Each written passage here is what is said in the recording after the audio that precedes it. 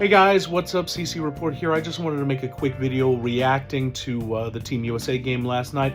USA wins by a lot. Not that the final score mattered at all.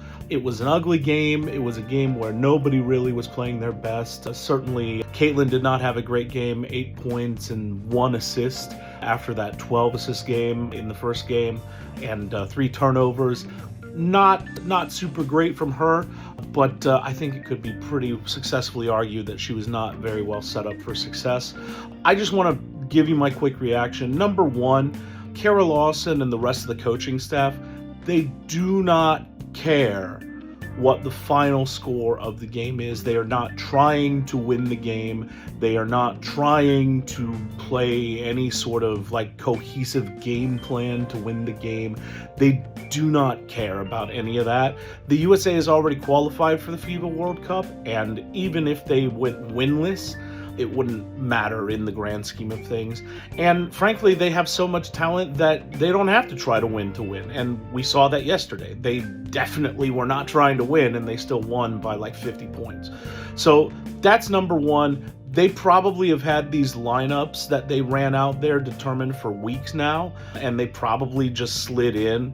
Like, for example, they probably just slid in Monique Billings in Aaliyah Boston's predetermined spot, things like that. So I wouldn't read it too much into the lack or the failure of like substituting people in or out, because if you substitute people in or out in order to win the game, then the people that you're substituting out are getting less play time to evaluate. And maybe that's fair, maybe that's not fair, but that's kind of, I think, the approach that these teams are taking.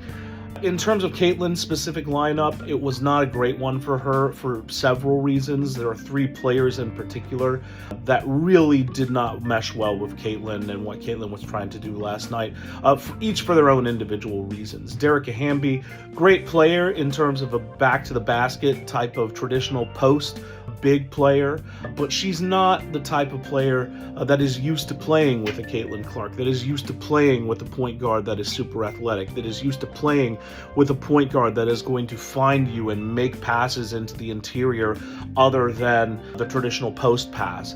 And so you saw a lot of Dearica Hamby fumbling passes. You saw a lot of Dearica Hamby alligator arming passes, not being ready for passes. There were at least 1 turnover that I saw in which Caitlin tried to make a pass anticipating a Dearica Hamby cut to the basket, which never occurred, and so it was a turnover. That telegraphing was pretty obvious to me, but not to Dearica. So, that is not great from that sort of standpoint. Kahleah is a great ISO ball player. She's great one-on-one. She's great at creating when she has the ball in her hands. She is not great at playing within an offense, playing with a point guard that is capable of doing the types of things that Caitlin is capable of doing. And so, here again, you see just Caitlin not really being set up for success. It's a lot like Kelsey Mitchell's game, to be honest, but the difference is that Kelsey and Caitlin have spent years at this point now together, expending a lot of effort in understanding each other's tendencies, understanding that where the ball is going to be from Caitlin to Kelsey, understanding where Kelsey likes the ball placed, all that sort of stuff. So that's the big difference there. Caitlin knows how to play to maximize Kelsey's game, and Copper and Caitlin just haven't developed that rapport yet, and it doesn't seem like Ka is particularly interested in developing that rapport. And then, of course, Angel Reese. We saw a lot of poor play from Angel Reese in terms of snatching rebounds away from Caitlin, almost running over Caitlin in one sequence, trying to be point forward and bring the ball up herself instead of passing it to Caitlin, who is literally standing right next to her asking for the ball.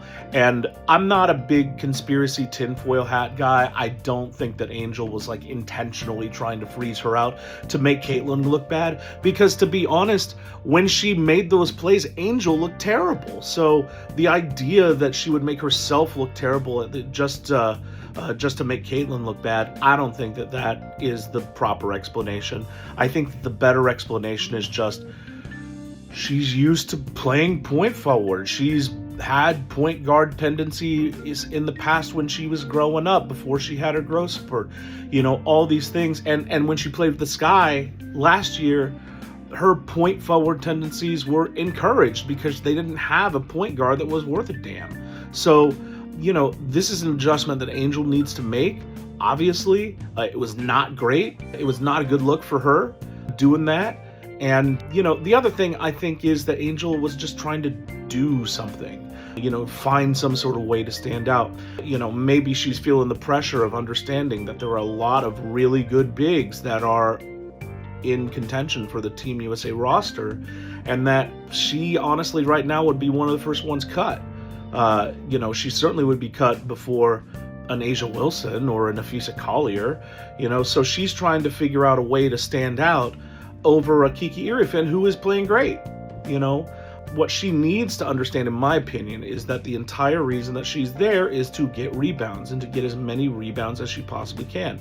To her credit, she got, what, like 12 rebounds today? So that's great. Good for her. And that's what she needs to be focusing on doing. But again, this is an adjustment she needs to make. She needs to stay within herself, and she needs to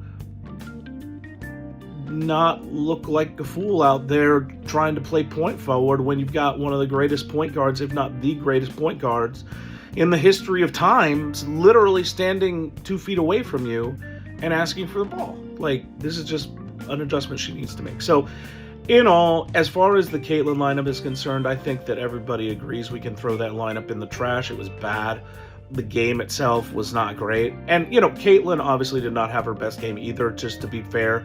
She never got in a shooting rhythm, you know, so she, you know, the amount of passes that she tried to make that were fumbled or that were alligator armed or that just were straight up missed, I mean, it was a lot. So, yeah, I mean, in the grand scheme of things, Caitlin said it herself post-game, it's not anything to worry about. It's just a little clunky, and, you know, people need to get used to playing with each other, and especially people need to get used to playing with Caitlin. We saw this a lot in her rookie year with the Fever. You know, people had to get used to her because there's nobody that plays like her. There's nobody that plays in the way that she plays, and we see it on the court every time that she's on there. When it works, it's beautiful, but her teammates need to know what's happening, and they just didn't yesterday. So that's my reaction. Like Caitlin said, nothing to worry about. And they got the day off today, and they're going to move forward, and I'm sure that they're going to look a lot better against Italy. So, ladies and gentlemen, if you like this video, if you agree with me, let me know, and we'll see you in the next one. Bye!